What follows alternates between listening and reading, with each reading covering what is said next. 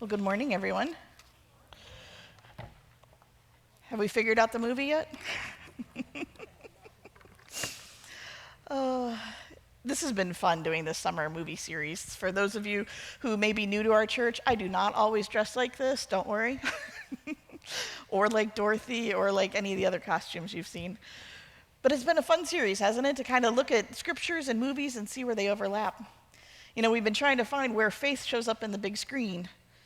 We know how big the movie industry is, and the Christian genre of movies is growing.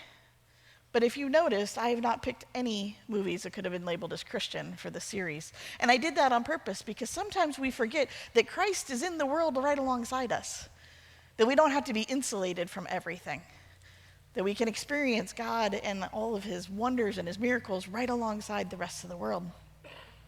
And over these weeks, as I continue to look at these 6 movies, I'm hoping that you will see where their stories are overlapping with the scriptures. If you remember the first week, we had The Sandlot, and we talked about how in The Sandlot, everybody gets to play, and it's the same way in heaven and in church, everybody gets to be a part of it. And then the next week, we had Heather and Terry help us out with the Pirates of the Caribbean and the importance of choosing your crew wisely. I remember when my kids were little trying to encourage them when they were picking friends at a new school. So make sure you're picking people who are going to have your back, not people who are going to drill holes in your boat. And then last week, we wound up talking about The Wizard of Oz, and we compared it to the prodigal son, and I reminded you that no matter how far you have wandered away, God is still welcoming you home. Just like he did with the parable of the prodigal son, how the father came running, God is doing the same thing for you. And by now, I know you've probably figured out what we're doing today for our movie, but I want to go to our scripture first. It comes from the book of Hebres, chapter 12. Therefore, since we are surrounded by such a great cloud of witnesses, let us throw off everything that hinders and the sin that so easily entangles, and let us run with perseverance the race that is marked out for us, fixing our eyes on Jesus, the pioneer and the perfecter of our faith. For the joy set before him, he endured the cross, scorning its shame, and sat down at the right hand of the throne of God. Consider him who endured such opposition from sinners, so that you will not grow weary and lose heart. Now, as I was preparing for this, some of us have thought for years that this was another one of Paul's letters, but it's not. The book of Hebrews was written by an unknown author that today scholars still can't even say who wrote it for sure. There were clues, though, that kind of made it a little bit obvious that in parts of this book, it's obvious the author knew the people he was writing to. And it was written around 70 AD, so that was before the temple fell, because they talk about the temple in here. But this is one of the few letters that's not addressed to a specific person or town. There's no town of Hebrews.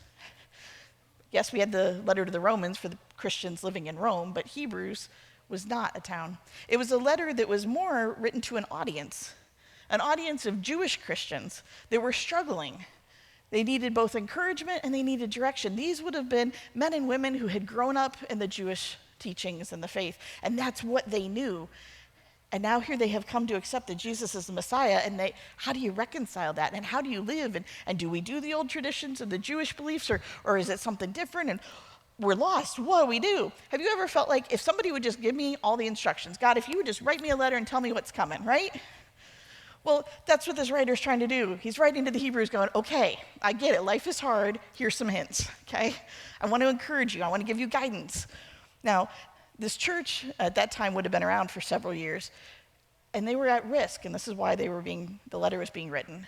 They were facing the danger of apostasy. Now, if you don't know what apostasy means, it's okay, I understand. But it means the deliberate and permanent rejection of Jesus.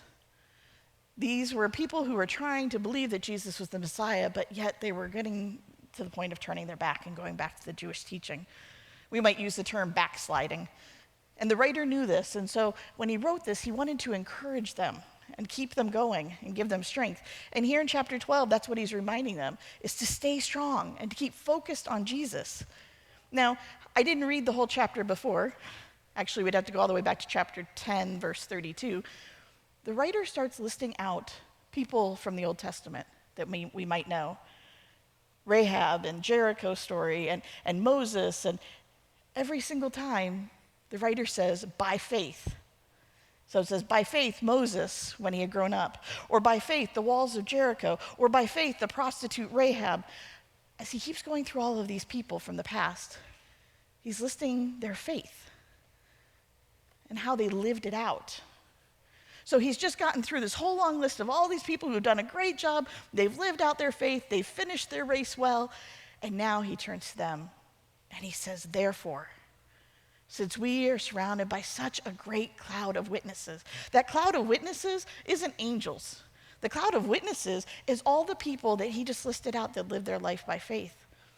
Our cloud of witnesses are the people who've lived their faith before us and have helped to embed it into our hearts and helped to teach us. Maybe your cloud of faith is a grandparent that started bringing you to church, or maybe your cloud of faith is one of your parents, or the neighbor lady who just had this tremendous faith that you got to see. Our cloud of witnesses may each look different for us, but to the writer at this time, he's referring to the cloud of witnesses from the Old Testament stories. Now, the movie that we are going to look at, chocolate, shoes, bench, hope you figured it out, Forrest Gump. Forrest starts running in his movie, and he starts running for one reason: fear. Bullies, leg braces that were clattering, and then a friend that comes along and starts yelling, "Run, Forrest, run!" over and over. And I know we all make that joke and we use that catchphrase a lot, but here's the story of running and what it would look like. And he didn't run because he wanted to be on track team or he wanted to win a race. He was running out of fear.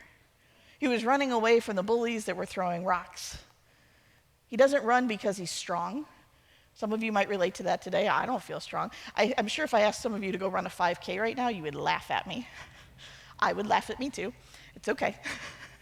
He's not running because he's strong. He's running because he's scared. And he's running because somebody believed that he could. See, life is challenging to begin with, but life is so much easier when you have a friend who's going to stand there and cheer for you and yell for you and believe in you when you don't believe in yourself. When you have that friend who can come up to you and say, "I know you've got this," and you're like, "No, I don't." And you're like, "Oh, yeah, you do. You just don't know it yet." And Forrest had that in his friend Jenny. And then something strange happens as the movie goes on. The running outlasts the fear. He keeps running long after the bullies are gone. He starts running across the football field. He ends up running across fields in Vietnam. He runs across the entire country several times for reasons he couldn't even explain. His quote in the movie is, "I just felt like running." But running becomes its own form of faith. That forward motion without fully understanding where you're going, what the destination is. He was running because he felt like it. And I was amused as I rewatched the movie when he finally decided he was done running, and he just stops. "I'm going to go home now." And the crowd that's following him is like, "What do we do now?" Hebrews 12 was written to people who were tired. I don't know if any of you here can relate to that. If anybody here is tired and worn out and you're like, "Can I just stop running yet?" The one that I love to hear is when people say, "Oh, God doesn't give you more than you can handle." Yes, he does. But I love the response to that is, "Could he think I'm not so strong for a while, please?" I really got enough. And here were these Jewish Christians who had been worn down. They were worn down and exhausted by the persecution that was happening. They were worn down because sometimes it wasn't even safe to acknowledge that they were a Christian, let alone come together and worship. This would have never happened then. Their worship was done in hiding. You know, we get all upset when our seats aren't comfortable enough. They were hiding to be able to find time to worship and to read the scriptures. And here are these Jewish Christians who are worn down, and they're so tempted to quit the race entirely. It'd be so much easier just to go back to being Jewish and nobody pays attention to you and you can just go unnoticed. Now, the writer didn't say sprint in this, right? We've all done the sprint, you know, the short distance where we feel like we're super fast and after about 50 feet, we're like, "Okay, I'm done." No, the writer is saying a very intentional word in verse 1, endurance. He says, run with endurance. That's deliberately paced. It's the language of a marathon, not a 1,000-yard dash. And then he gives them the secret to that endurance. Now, I don't know, how many of you here enjoy running? Okay. How many of you have ever run in a race? You didn't have to win. Okay. There's a few of you. We don't have runners. Okay. I will keep that in mind in the morning or next time. But he says the secret for the endurance is fixing our eyes on Jesus, verse 2, who endured the cross for the joy set before him. Endurance, beloved, is not gritted teeth. It's fixed eyes. You don't outlast seasons by trying harder. You outlast your seasons you're in by looking at the right thing while you're running. Now, some of you know the story and some of you don't, but I like to say a few years ago, but when I do the math, I have to acknowledge it's been 15 years. About 15 years ago, I decided I wanted to take up running. I hate running, don't get me wrong, and I always joke, if you see me running, you should run too because something's chasing me. But I got this harebrained idea I was going to do some 5Ks, which I did not train for. Big mistake. And then after I survived a few of those, I'm never in the running to win. That's okay. It was about finishing. I got the harebrained idea to do a triathlon. It was a little bit peer pressure and a little bit ego.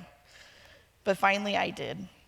Those races were a test of endurance far more than anything else. There comes a point in every race where you're like, okay, I'm done. I wasn't fast. I had no chance of winning against other racers. My goal when I started was just to cross the finish line, preferably upright and not needing to be carried across the finish line.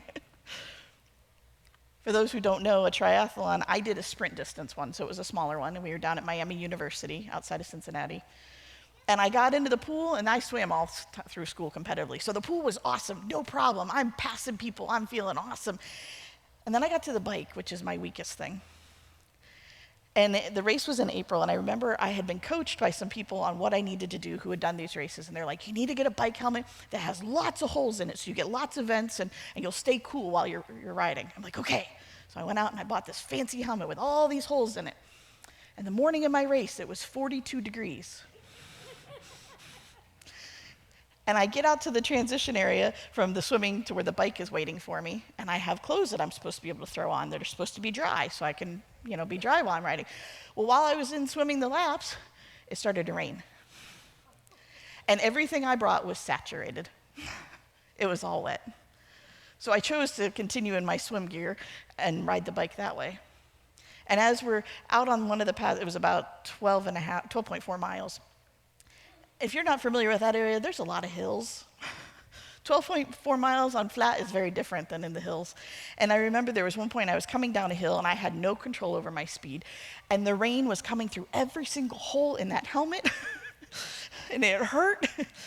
And I started yelling at God. And I'm like, are you kidding me? This wasn't hard enough to get me on the bike. Now you got to let it rain. And another biker went past me and they said, are you okay? Were you talking to me? I said, no, I'm having a conversation with God. You don't want to be a part of it. And the transition area had a hill that you had to go up to get to switch to the run. And at the base of the hill, I was done. I was exhausted. I'm like, I don't have the strength. I can't run this race anymore. And I remember yelling 2 words, I quit. Now, for some of you, that may be no big deal, but the reason I chose this race at Miami University is that was where my dad went to college and graduated. And this was in the time shortly after my divorce, and I wanted my daughters to see what a strong woman could do. So both of my parents and my daughters were waiting at the finish line for me. And I hadn't come back yet.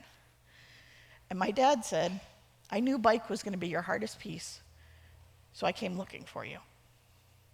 That moment when I yelled, I quit, and I'm standing next to my bike as I'm getting off, I looked up the hill, and at the top there was a silhouette of a man coming towards me, and it was my father, and he heard me yell, I quit.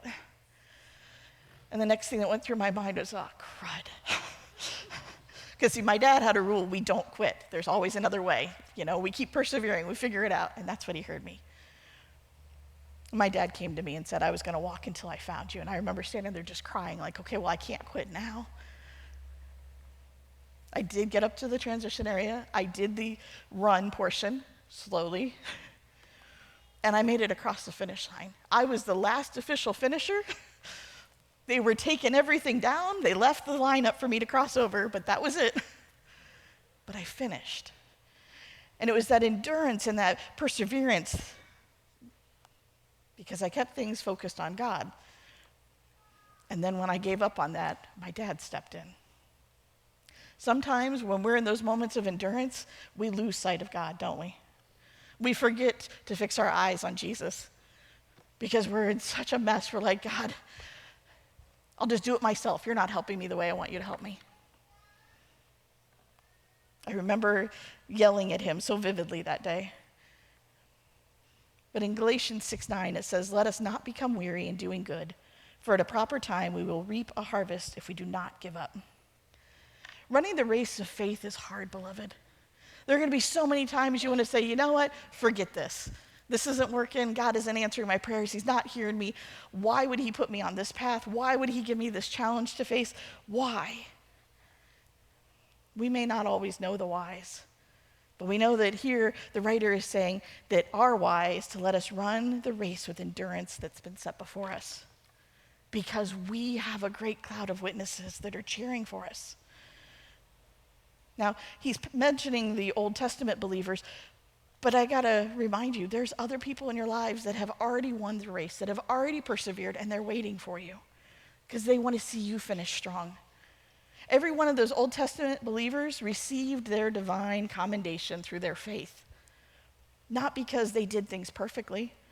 Moses is one of the ones, given credit here in verse 27 of the previous chapter. By faith, Moses. Wait a minute, Moses murdered somebody.